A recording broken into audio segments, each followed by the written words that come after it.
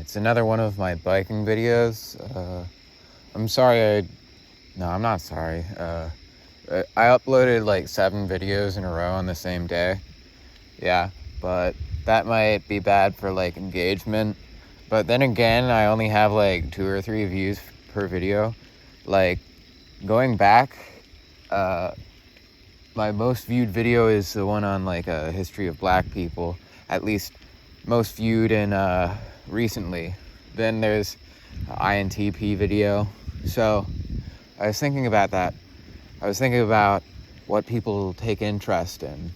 And it seems like people socialize. They don't socialize, obviously with respect to like, oh, who's this like random person? Yeah, that's really interesting. His face looks like a sort of Munster cheese or something.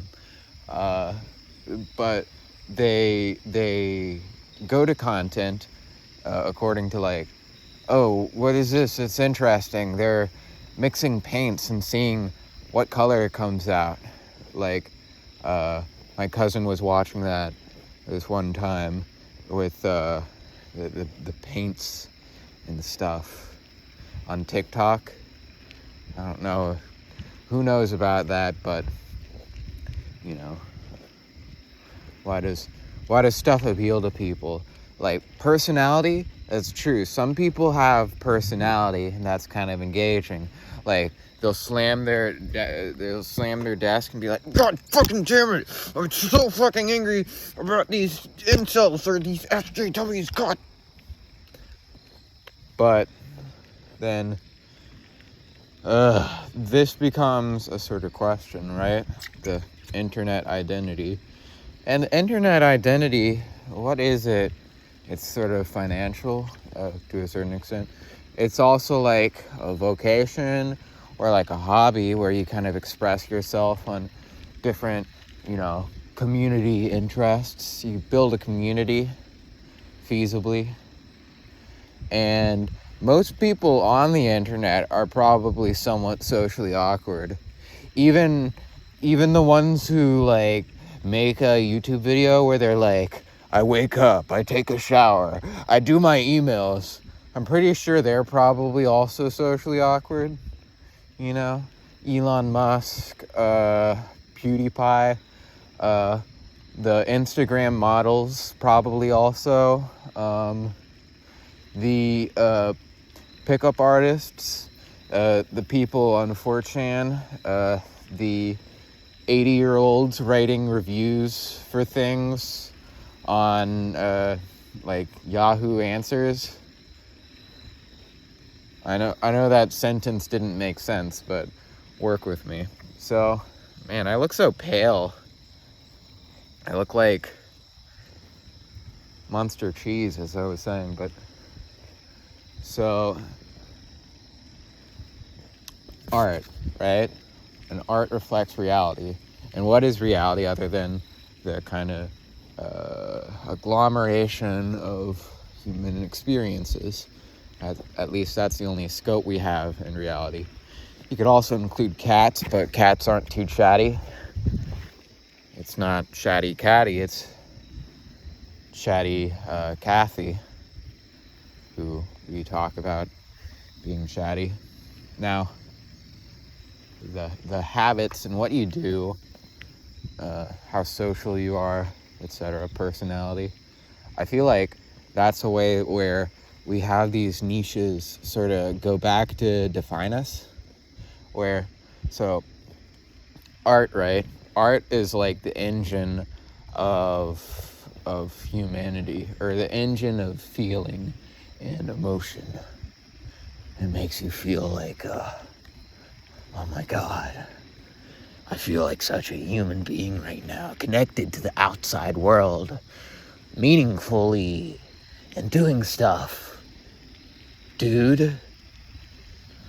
Then, so art takes that role, and art also has a technique to it. Like, I might not be called the best speaker because I'm going on this ramble where what I'm talking about might not be the most coherent, But what I'm talking about is what I find out eventually that I'm talking about, which is just the vibe. The vibe, okay? It's the vibe. China. Other such.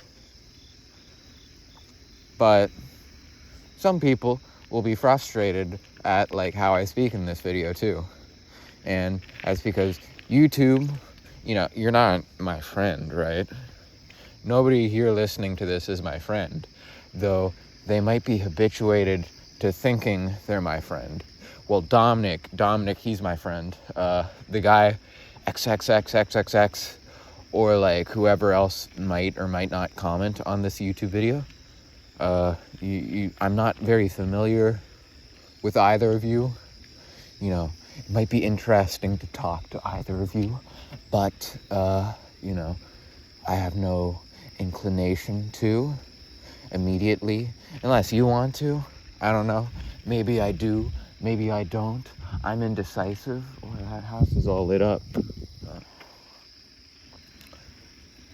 But so,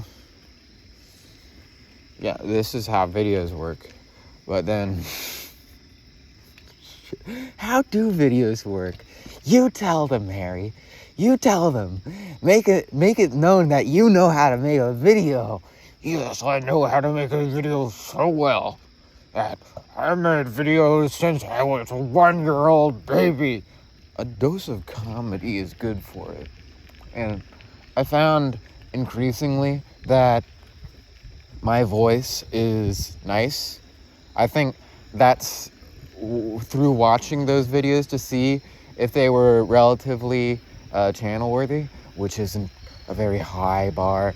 I decided that I have a pretty good voice and I like how I talk, although I don't know if, for that matter, I talk in a way that's conducive to understanding. However, that might be because I speak in the starts and stops, and in a way where it's like, when is it gonna stop is a question which might come to mind as something very important, like, when is this bamboo shoot gonna stop going up my fingernail, for instance. And I'm talking like this, which is the way people on YouTube talk, and I'm becoming self-conscious about the way I'm talking. I'm just gonna get a Sprite here.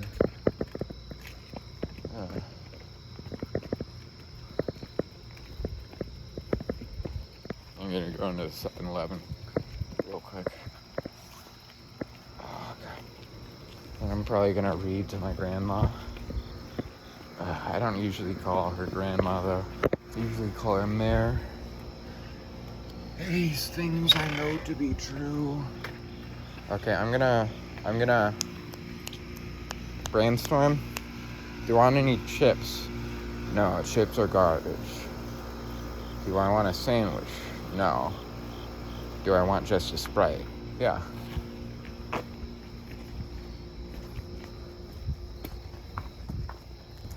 Might be open, might not.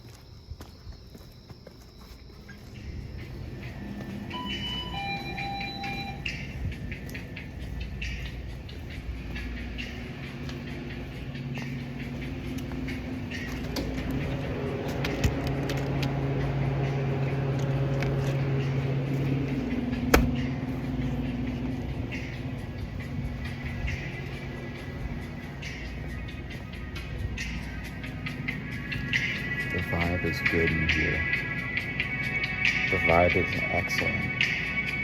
Just listen to that music. It's such a good vibe.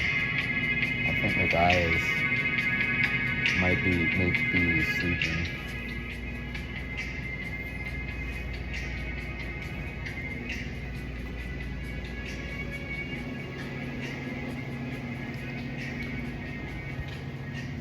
Like, on the level. Oh, hey. I was just getting a Sprite.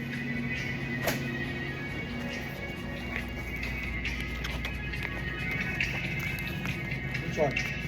That one.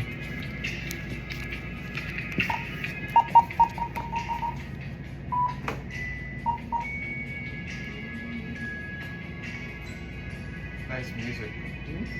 The music's good. Jazz.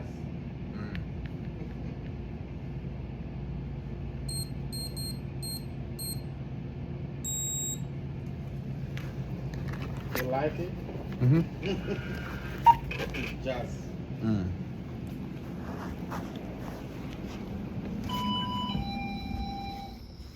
I have improved my relationship with the guy who runs the 7-Eleven at night.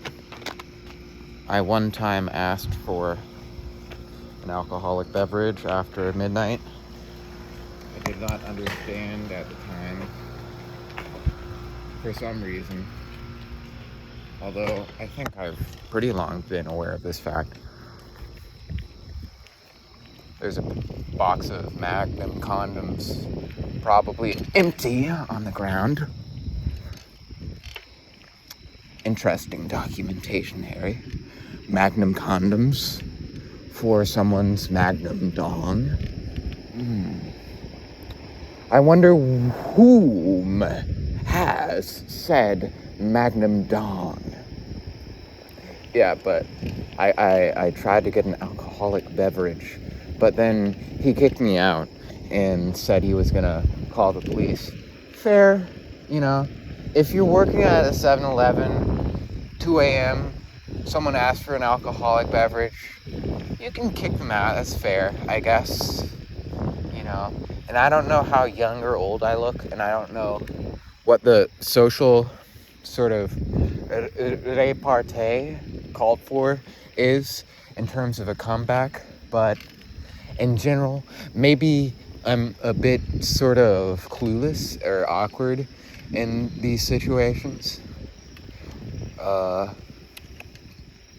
maybe it's just kind of like how people respond, and it's like, fuck it, don't take it personal. But yeah, for a second, I was kind of awkward around him. Then I went back, I don't know, the next day or a couple days after that. I don't know when this was. This was like a year ago. But I have a big memory for awkward conversations, which makes me desperately not want to re-engage in said conversations.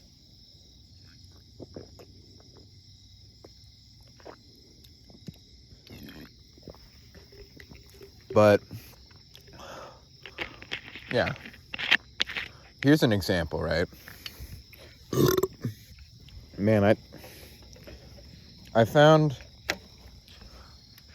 I don't like being embarrassed, but I do like embarrassing myself, because the crucial difference between the two is that one you're in control of and the other you're not in control of. But then I feel also there's a way of talking about times when you were embarrassed, which can be sort of toxic, and that either it can sort of vilify whoever embarrassed you, you can have a chip on your shoulder, or it can sort of say, oh, you know, I was at fault, I was like lame, and you can say you were lame, and that can be something you learned, right? You know, because we appear ways, and that's not a good or bad thing. And, you know, I'd say it's even good for someone to be able to say, oh yeah, I looked lame in that situation. I feel like some people maybe are sort of reluctant to be called lame, and that can be for many reasons, because maybe, you know, they have been called lame a lot before, so they don't want to call themselves lame. Maybe they have kind of a very self-serious attitude, or, you know, a very specific self-picture. But I don't think it's necessarily good to have a very specific self-picture, which is why I think there's this sort of toxic positivity involved in a lot of like the modern day world where it's like, I need to be affirmed, or, I like this representation in this movie or whatever, or, that makes me sound like an anti-SJW, which that's not even a thing. These things don't even exist. SJWs, anti-SJWs. It's just an identity, but it's important that we respect people's identities and stuff.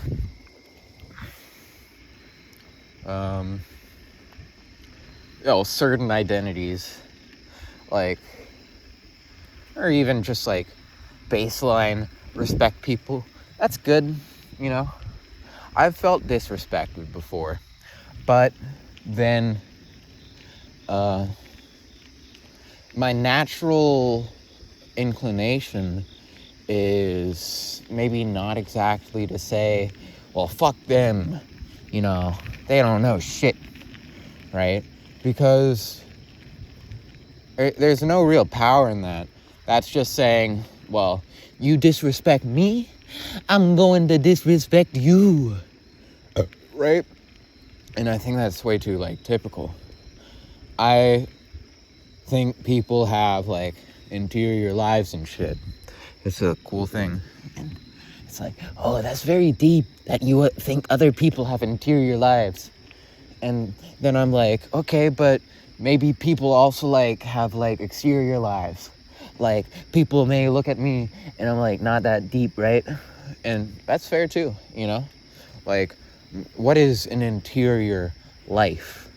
It gives one the impression that, it's like child labor is needed in this machine to get this or that part, or you need to go through these ducts inside the building, or go behind the walls and go at the mold or whatever. But I'd say this is a weird way we try to sort of segregate information and communication and behavior and emotion and people and experiences in a way so that, this is my inner life, this is my inner circle, and this is, my outer life, my outer circle, my subconscious, the way I was influenced by society and what people say and media and my insecurities and my sort of mental conditions, my disabilities and stuff like that. But then this becomes well, what is inside, what is outside? I think people create boundaries because there are boundaries, and there are boundaries because people create boundaries. It's really chicken egg sort of stuff, because, well,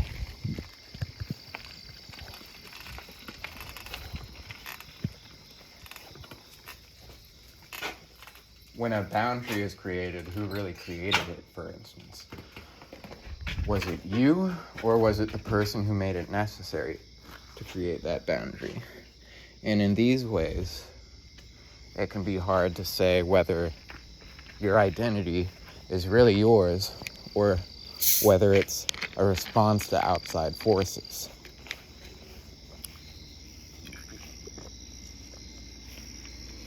Is your identity any different from how your immune system activates to make you sick and to fight off a virus?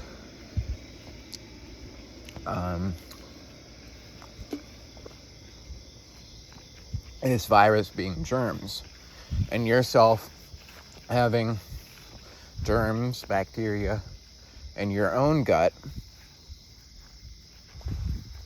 Fuck. I'm walking under a tree. Germs and I bit my tongue. In your own gut,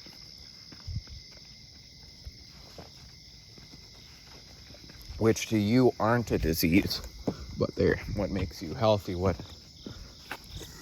makes you act like you do, which that's something a lot of people will be like, your gut is full of like 60-year-old shit from your granddad.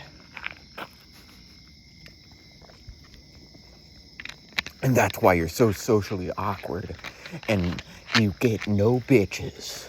And that's why you are a toxic person. And that's why you are, emotional and moody all the time.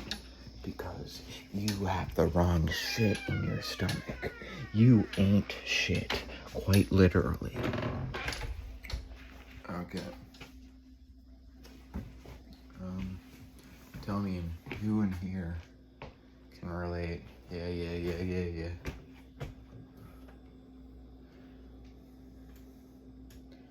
The fuck? Okay, cool.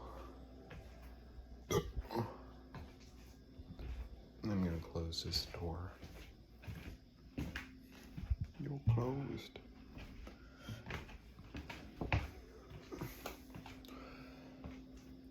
Door closed. Now what to talk about?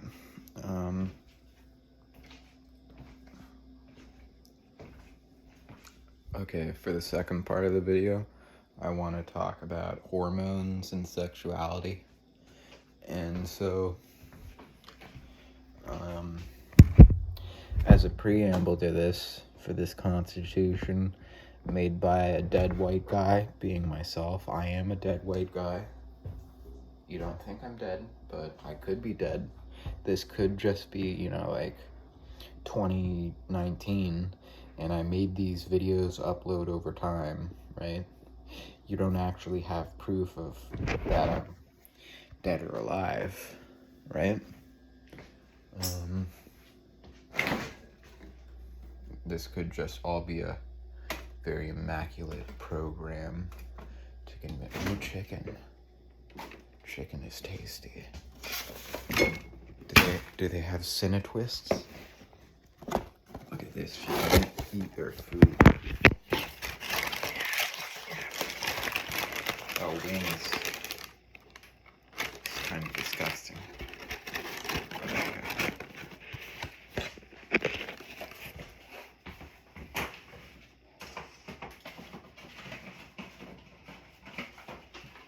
Cine Twists are the only good sweets. I don't like chocolate.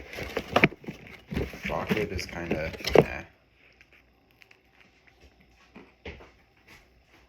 I mean, I like chocolate milkshakes. I like Hershey's chocolate. Yeah, when it's been put in the freezer, or Kit Kats. And I like hot chocolate when it's not shit. But room temperature chocolate, not my thing. Chocolate glaze, not really my thing. Chocolate cake, that can be pretty good. It especially depends on the thickness. Like, I had a donut from Shoppers, and I just thought it was like way too doughy. Like, it sticks to your palate. It's not appetizing, and it's like way too rich. It doesn't have a slightness to it. I don't know.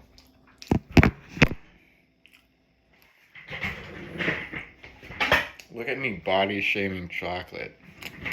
What a piece of shit. He has no fucking taste.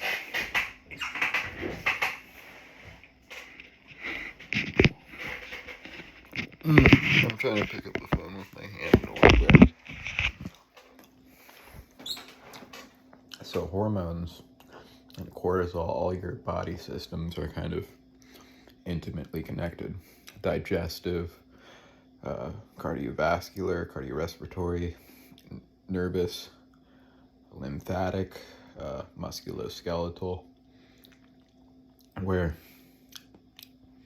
it all kind of goes into each other, so that there's a ladder you can climb, more or less, from input to output with human behavior. Of course, it's not precise, which is why we have individual identities, because we have, like, you know, prefrontal cortexes and all that stuff. But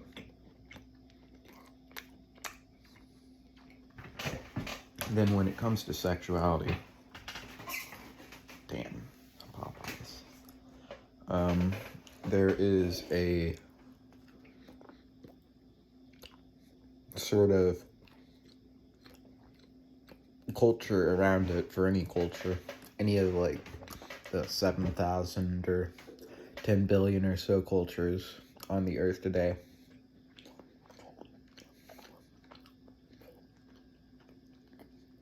Where your psychosexual experience growing up will be different. How stigmatized the naked body and sex acts with who are, like in certain parts of Papua New Guinea, apparently it's like tradition to, like, you know, suck off a guy to like get the power of the semen.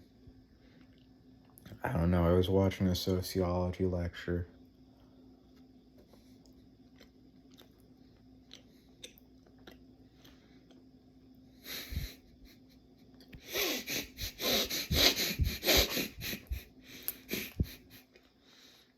But I laugh at that because I have this cultural context where I'm like,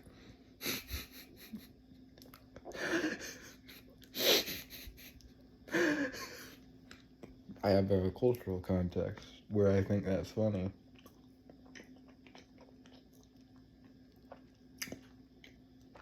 And it's a cultural context that is peculiar to my sort of experience in Western society as someone sort of irony poisoned and like non-religious and really into edgy humor and filthy frank. That is just good.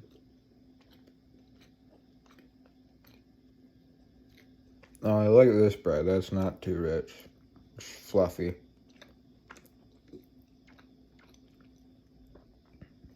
I like bread a lot.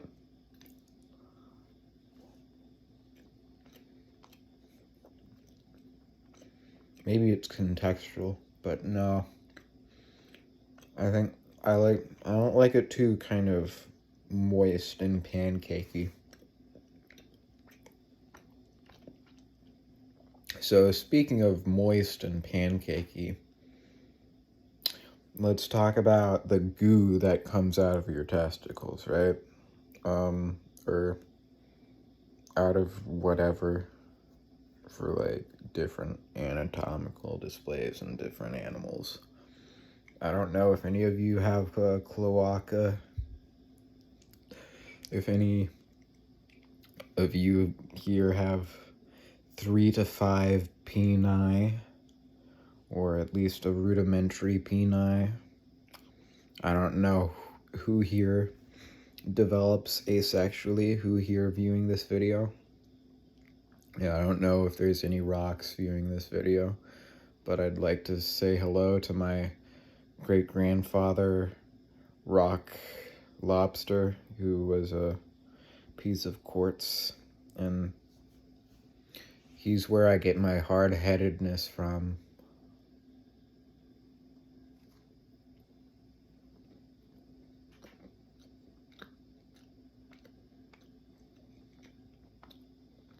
Very interested in geology.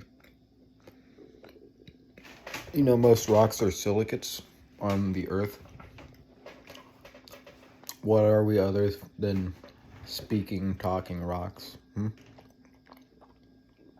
What's the distinction between rocks and stars? Or between rocks and the vacuum? If you can all see it.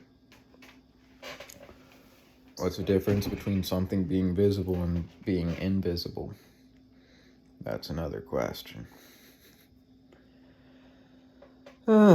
So,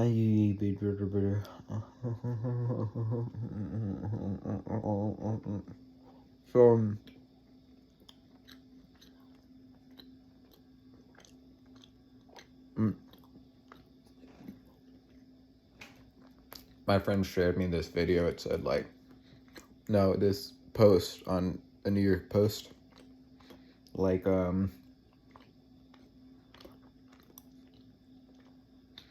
it looked at Pornhub search results and, like, Google search results. And it saw various things that, like, anybody alive today in America who isn't completely sheltered would probably kind of, like, get, which are, like, like, guys are always like, oh, is my penis big enough? Oh, no. And women are usually, like, 40% of them are like, oh, the penis is too big, right? Because, like, sex hurts sometimes. Then that also, women before 2004 wanted smaller butts, but now they want bigger butts on average. And then also, that people are more into watching, like, step parents and step sibling porn, right? Which is its own thing, which I don't know how that arose. But, so then that got me to thinking, how do we sort of talk about sex? Like, generally. And there's no way things are generally. Like, in World War II, they tried to get the average body of a pilot. And they averaged all the measurements, like arm length, leg length, height, size this way, that way, the other way.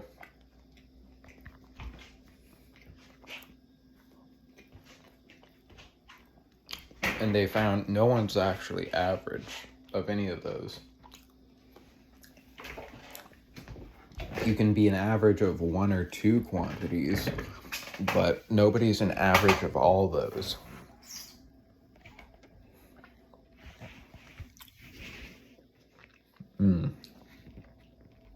I fear that this video is plagued by weird eating sounds.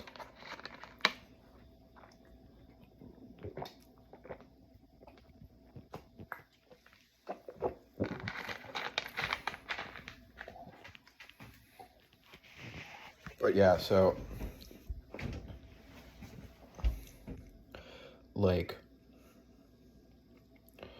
people, where did that not go?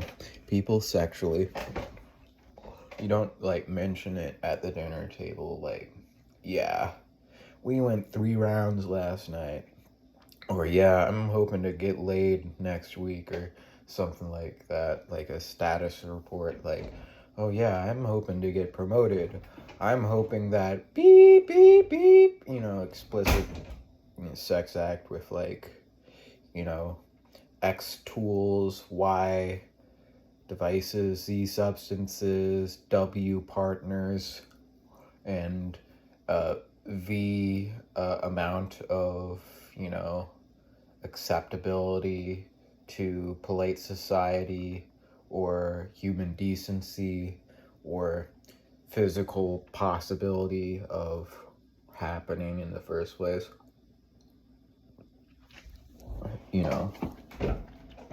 Because in part, it's like a radical sort of transgression of boundaries, right? Sex, and it's your own boundaries with yourself, in a Western society at least. Which, it's important to recognize that because, other societies might not have the same, like, attitude toward how they talk about sex or who with. But then I'd also imagine, I don't know what standards are applicable everywhere as a universal, And we also probably like our standards, and for instance, we prefer, you know, not to condone in any way talking about like, oh yeah, I'm attracted to this 14-year-old girl. Yeah, she's so hot, and I'm 45 years old.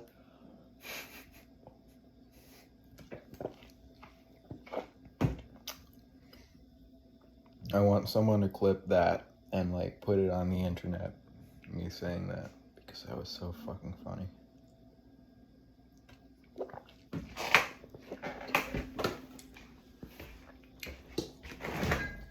You see, videos should be like this. They should just have that mono no aware feel of like hanging out with a person. This actually, I think, is kind of what I look for in videos. Whereas in a lot of videos, it has this like artificial sort of, please, dear God, say that I sound smart sort of vibe to them. Which, don't get me wrong, I'm currently having that where I'm like, have a good opinion of me. Don't look at my blemishes. Don't judge me as being, you know, sort of wooden and flat in affect. Don't judge me anyway. Don't perceive me. No, don't look at the camera. Don't watch this video. Stop it right now. Chicken. I love stealing food.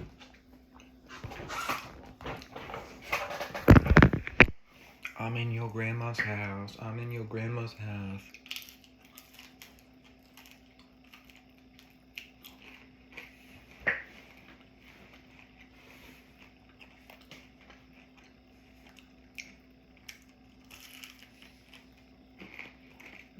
Chicken. Chicken.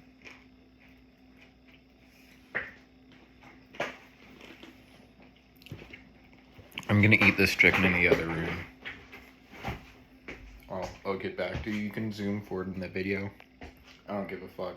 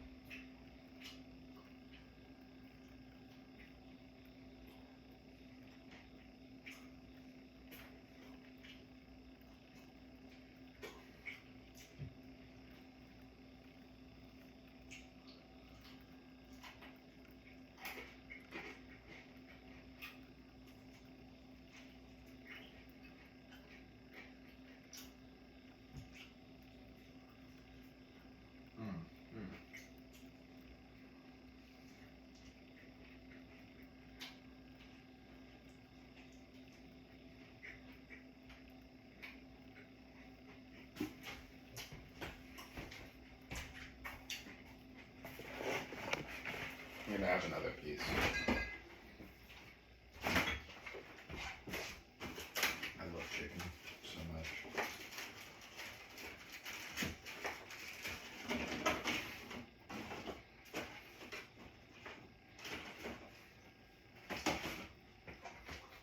There's like somewhere in Mobile, Alabama, there's just some white guy who's like,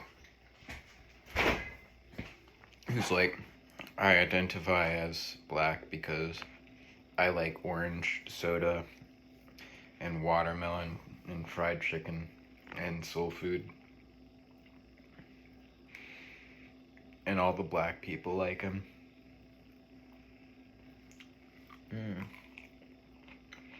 You know, they think he's cringe as shit because that is kind of cringe, but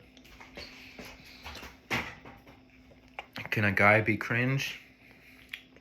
I don't know. Maybe he is transracial as a fact.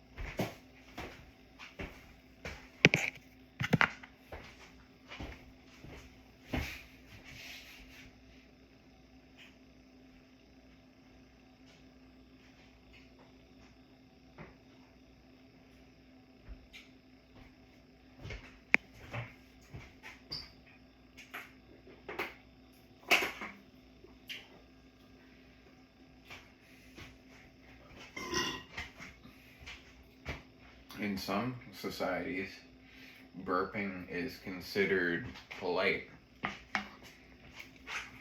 In some societies, burping is considered impolite.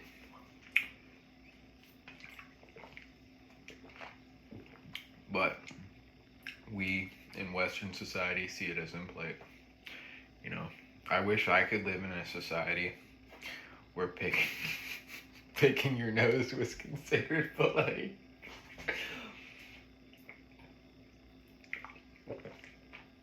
Somebody's watching this right now like, my dad died picking his nose.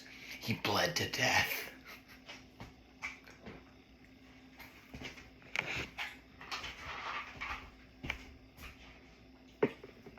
Sorry about your dad, dude. Oh shit, I burped again. Sorry, I'm so sorry about your dad. And I hope you can forgive me for saying that. For saying such a disgusting thing. But going into disgust and goo coming out of your private parts, you know, goo, as long as it's not, you know, like pus, because that's probably some sort of STD or some sort of infection.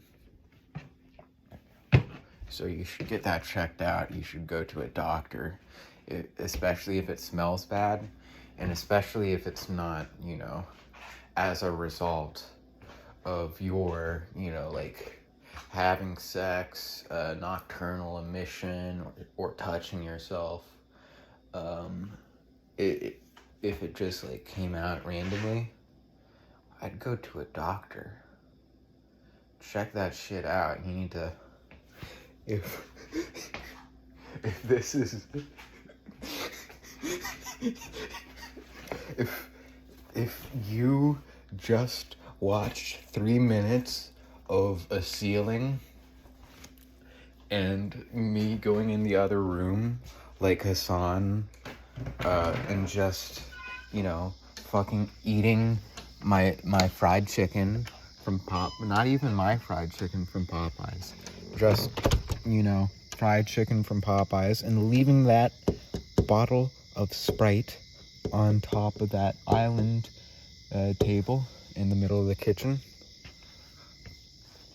just to hear, hey, if there's some weird stuff coming out of your genitals, and especially if it smells bad and you didn't put it there yourself, and there couldn't be another source, like some sort of candle wax, or maybe you accidentally dropped a jar of peanut butter in your pants, then you should go to the doctor. Go to Dr. Feelgood. Actually, don't go to Dr. Feelgood, because I'm pretty sure that's a euphemism for a doctor who has sex with you. So, and if you have a STD, then that Dr. Feelgood will also get the STD. Then he will be Dr. Feel Bad, because he feels bad because STDs feel bad. There's no STD. Dude, what if there was an STD where it's like Spider-Man, where it's like a disease, but it's like the G virus or something, the T virus in Resident Evil, where it can fuck you up, but it can also give you superpowers. Like, my penis can solve math equations. That would be funny. That would be so funny. Man, Harry is easily distracted because he doesn't want to talk about sex stuff. He doesn't want to talk about his own weird shit. Yes, weird shit. I'm into normal shit. I'm completely normal in that department. I have the straight into the straight position. That says the normie. And then I say, no, sir, you are not normal. Because all sex is weird. Yes. I've come to you with this position. I think all sex is weird and nobody should have sex. And then you come at me and you say, oh, I think the most normal position is to give any information, because I think somebody having no sex is also weird, because it's like, what are you, some genius inventor? What are you, some genius inventor? And then I say, no, sir, I am not some genius inventor. I am but a mere mortal, but I have no interest in the carnal pleasures. Ooh, do I? Do I not? What is having in this context? Do I have this interest, or does this interest have me? So, I'm gonna go, this is my repartee, this is my sort of comeback. This is my response to the topic I brought up in the first place, which is how you make a video. That's how retarded. This is how retarded people speak. And you think I might be retarded? Man, retarded people are so fucking cool. We would be so cool if we were retarded. But no, we're non-retarded, and we're cool, and we're like, yo, what's up? Are you having a good time? I'm so cool. Or, hey, I'm like this, and I'm like that, and like, I'm cool. Or like, I'm shy. But you know what retards do? Retards don't really do anything in general, which is why stereotypes are harmful, because retards are just like people who have below average intelligence, or like some sort of different way their brain developed, which makes them express differently in the world. But they're as much people as you or me, right? They're cool people. And we should look at retards and go like, you're beautiful, man. Um, and we shouldn't say retard. That's also, that's not the right word, I don't think. You should say, like, I don't know. I don't know what the right word is. Learning disability or I don't know what the right word is. Damn. But yeah. The thing I lost my track talking about retards, saying before that the word thing would be is that, okay, so what is arousal? What is arousal as a state men get in? So a lot of the time I see it on the internet being like mentioned like, women have a power over men, or something like that, which, people might phrase as like female privilege or like pussy power. But then it's like, but don't you think this is sort of like an ass backwards sort of, way of portraying how like women themselves are like objectified and stuff, where they might like sexualize themselves, right, which is showing off the goods and this stuff, and we have like a problematic sort of language around that, which showing off the goods, it's like you're a store and you can like, I would like to purchase that ass, so we have an awkward relationship with language. But so, what arousal really is, which I think it's something people can go to extremes with, like either, I have no control over this whatsoever, or this is exactly how you should feel about feeling aroused or feeling horny or something like that. You should fucking like shut it down, men going their own way, or like, you shouldn't kink shame anybody at all. You should express your sexuality freely. You should, like, and both of these sort of attitudes have their own spheres of acceptance, because one side will be like, it's just healthy, as long as you're not like a creep, as long as you're not like, harassing people or making them uncomfortable, then it's cool, and you're just expressing yourself and like your sexual identity and stuff like that. But then there's this other side that's like,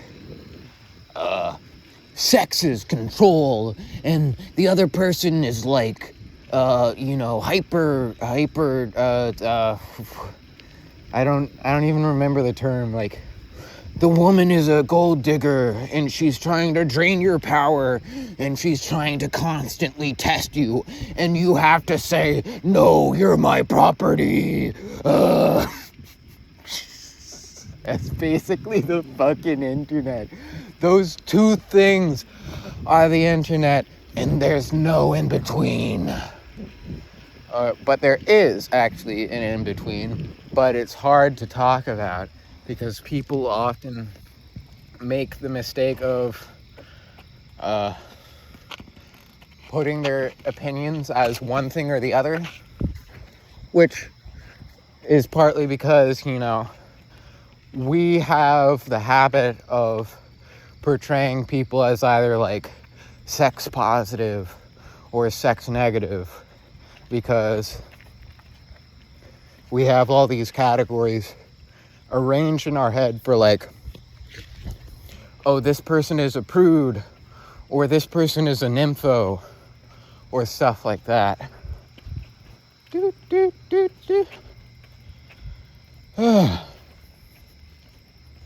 Walking up that hill, but then I'd say, so there's a weird sort of way things meet with, self-control and respecting other people's boundaries, not being a creep, so to speak. Because, for instance, Elliot Rodger, the San Bernardino, or wherever he was, Isla Vista shooter, he had this story where this girl called Gazpacho creepy. So I feel like that's a certain perspective a lot of guys have, myself included to an extent, is that, like, oh, if I approach people, they're gonna be way more likely to be, like, weirded out by me and to say, like, go away, you're being creepy. Which makes it sort of like a judgment, where you're saying I'm creepy because of how, like, I come off to other people.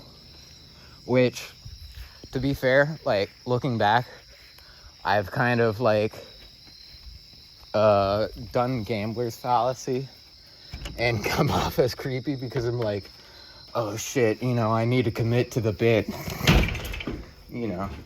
When, like, I've asked girls out, or I've, like, tried to be included in groups, but they're, like, giving obvious fuck off signals.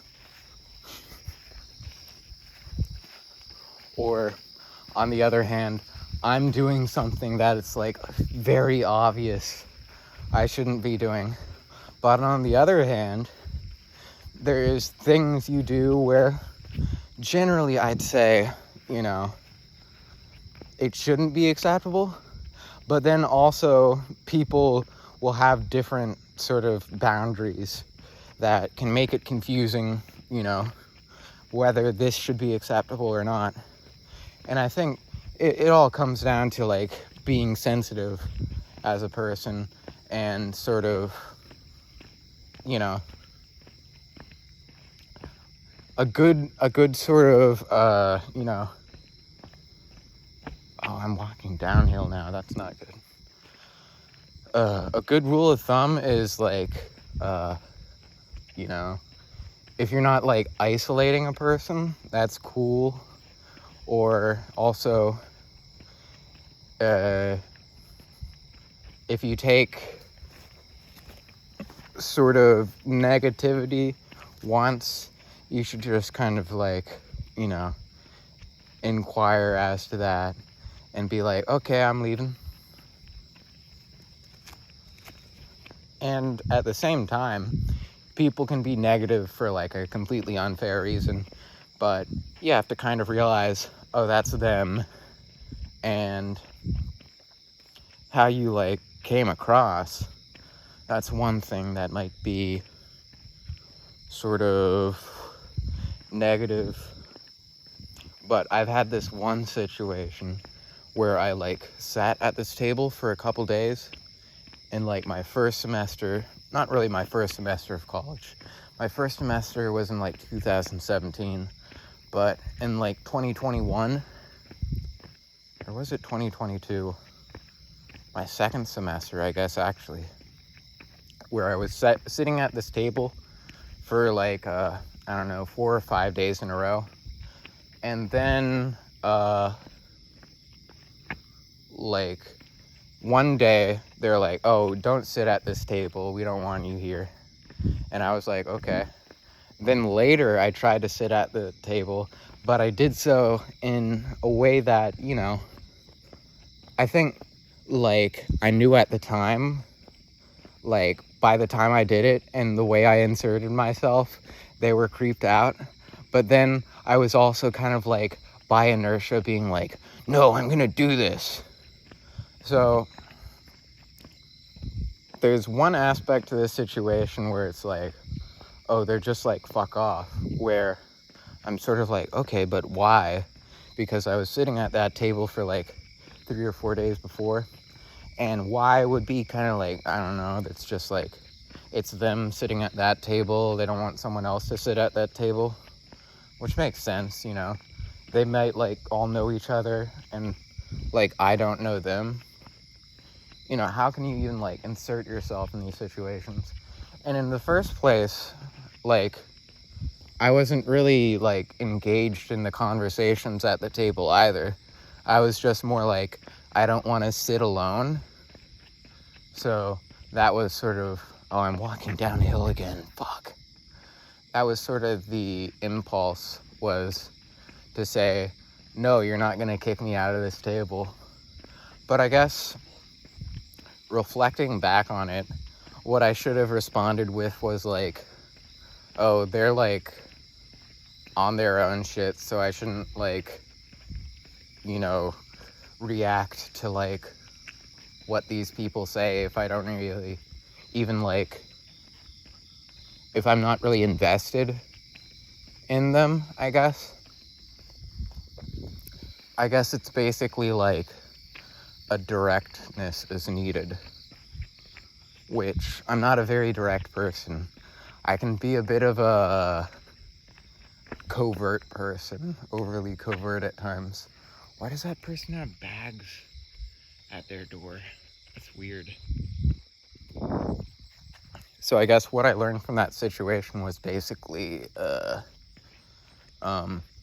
be direct and upfront, and don't take things personally.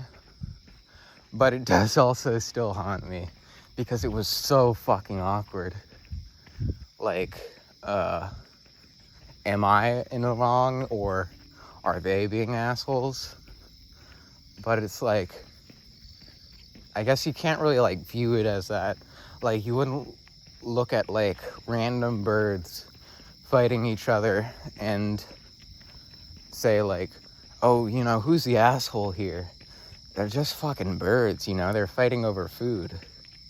So, I guess in this interaction, for some reason, they, like, suddenly decided, like, oh, we don't want this, like, person sitting at this table. Which, it's, like, cool, I guess. People have vibes. Ugh. And I'm not really, like, invested in people's vibes.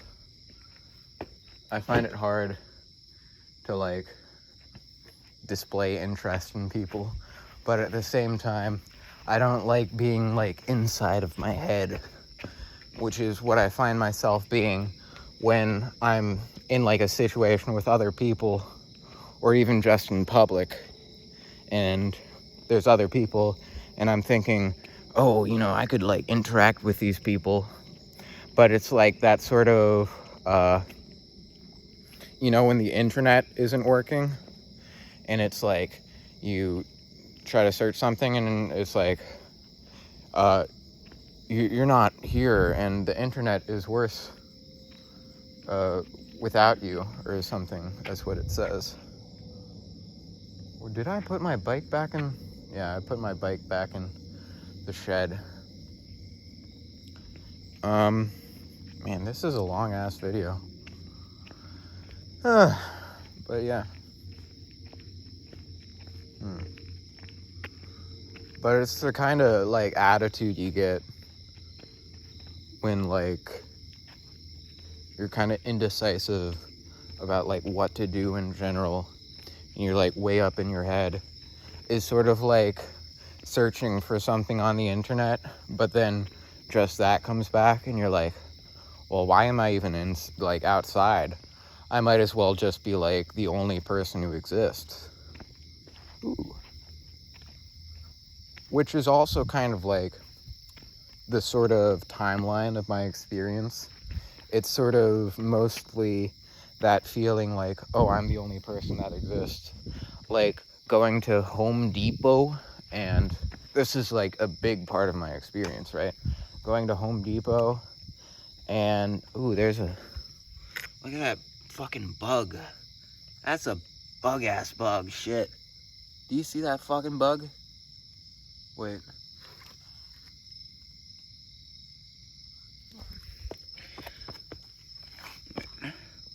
Yeah, do you see that? Damn. That's a big ass bug.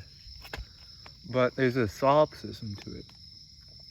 And I think solipsism is a bit immature as a philosophy, but at the same time I sort of relate to it.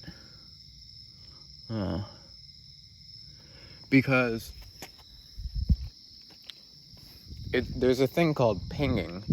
What you do on the internet is that you ping things. Where the websites are, the addresses, wherever they're stored in terms of like servers, where the data is. You ping that, then it comes back to you basically. And so kind of does this by like reflections and stuff. And you being connected to the internet is an expression of you being connected with good quality to this sort of tennis match of the internet. That makes me think I should read more of Infinite Jest, a book that I just got. But yeah, it's interesting. I guess part of it might be that I'm so internal that it becomes, even if I am speaking to somebody else, I'm kind of speaking to myself. Which I do find lately that I'm oriented not toward people, but towards the idea of these people. The idea of like, who are they, or something. And guessing things about people, but not like actually learning about them. Or like, myself sort of orienting towards the outside world and having ideas of what I could do, but like not doing things, right? Which is partly because, this video itself is a sort of vehicle itself of that, of me looking into media and being like, oh, I could be this and I could be that. I could be anything. I could be an astronaut. I could be an oil rig worker. I could be a prostitute. But, yeah. I could kick out this window. My brother Joe has a car with only one door. I didn't notice that till now. It's like a sport car. I guess he's not planning on having kids. Huh? Oh, damn. It's not 2020 anymore. That's weird. It's not 2020 anymore. He says as he looks around.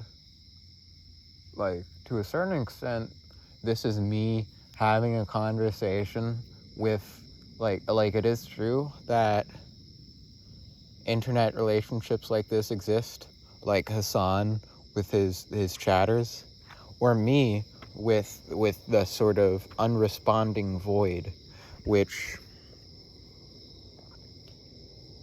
I don't know, this is basically a higher level of talking to myself, but I know it's going to be more permanent, and I might have an idea of like, oh, someone would respond, or I could send this video to some person, and I'm like putting myself out there and being vulnerable and stuff like that, right? Which is an interesting way communities start, because it's implied, oh, you guys agree with me about this thing that I'm being vulnerable about, which kind of brings us into this conversation about, are we in an echo chamber? Are we like, how acceptable is our behavior and what we do, what we identify as? How acceptable is that to like society, and what do you think people think about that being, good or bad for us? And like, what is the sort of like end goal of this part of your life? What do you want to do with your life? When are you gonna have kids? What are you thinking of doing for a job? Are you successful or not? That bull hunky. Ooh, ah, cha.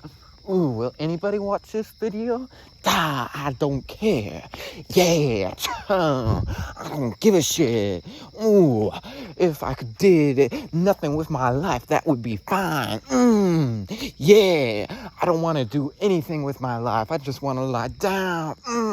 I don't want to communicate with anyone or get skilled at anything or help anyone with their life. I just want to be aware of stuff and be a brain in a jar. Yeah.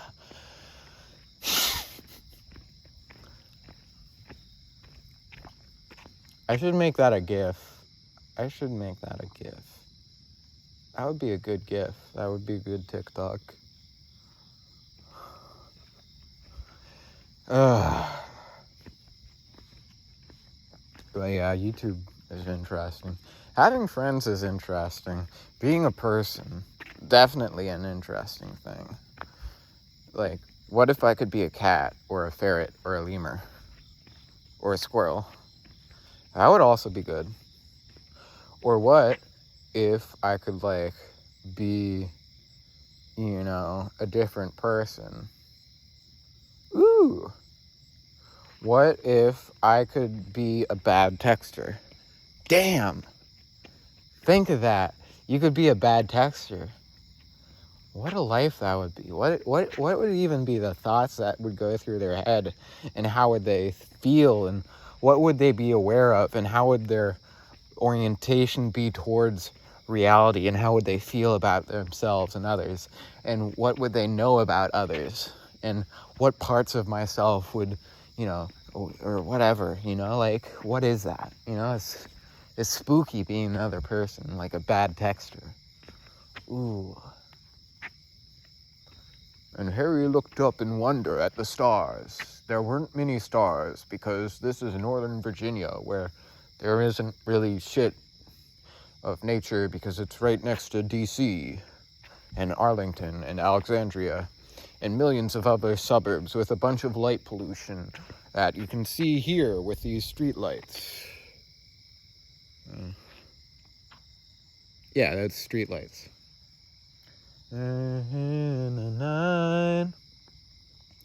Oh, yeah. So then, to get done with the edging, the goo, right? So then sexuality, I think, comes up in a way where it's kind of, to an extent, it's what you surround yourself with. Then it's also what your reaction to that is, which, you know, I think we underestimate how much we sort of condition ourselves to do things. Like, it's Pavlovian. Like, in a horny state. Word to God, hun, I don't get down like that. You have you weaken your knees until you can hardly speak, and we can go like Uncle L. So, when I'm aroused, for instance, you know, I produce more saliva. I don't know, this immediately sounds sus, like too much information. Please stop, please shut the fuck up. But I was thinking, I don't know what the mindset should be towards, like, regulating that, or like how you should feel about that, right? Regulating probably isn't a good word, but like, in terms of like salival stuff, I guess we can't really detach sexuality from like an animal perspective, but we can sort of like connect it also to, like, you know, other human behavior. So to an extent, it is sort of our hang-ups and what we're comfortable with, which is put into question, which comfort loops back around into discomfort, because when we get a certain comfort zone, that's what our insecurities are made out of, is that, oh, you know, like, I'm too sex obsessed, or, you know, I don't like sex, or, you know, I don't want to learn to do computer science, or, I hate these, different identitied people, transgenders, or something, It's all about how it like pertains to us and our concept of like what we're comfortable sort of thinking about and dealing with, and who we're comfortable communicating with, who we consider to be good people and stuff like that. And then also what we do with our time, what we find valuable to do with our time, and whether we have a good opinion of what we do, a high self-esteem and stuff like that. And so then what's the solution to this? I don't know, just more directness. So then that's basically the end of the video. I'm not gonna go on some like Jordan Peterson shit or some weird like leftist shit about like, oh, your sexuality is this or that, because your sexuality is just like your sexuality. And the fact is that we can't really express much about it because sexuality is a weird boundary condition where you can't like express everything, because different people, girls and boys and the boys and girls, blur and stuff like that. There's boundary conditions which are entirely social. So in a way, if you see art as the engine of emotions, you can also see sexuality as the engine of just like social behavior, which I wouldn't say means that it's all like for sexuality, but these are kind of, at least in part, sexuality is what informs our boundaries. And there's also kind of what you're doing with your life, your preferences. These are also engines for it. But sexuality and like comfort, basically, which, comfort is like fear, happiness, sadness, anger, surprise, disgust. This is very linked with like what your vibe is off of a person and what you think they're gonna do and how you can communicate with them, and whether they're like boring or entertaining or annoying or whatever. And so I guess I wouldn't say sexuality is the engine of the social behavior, but I guess I'd say that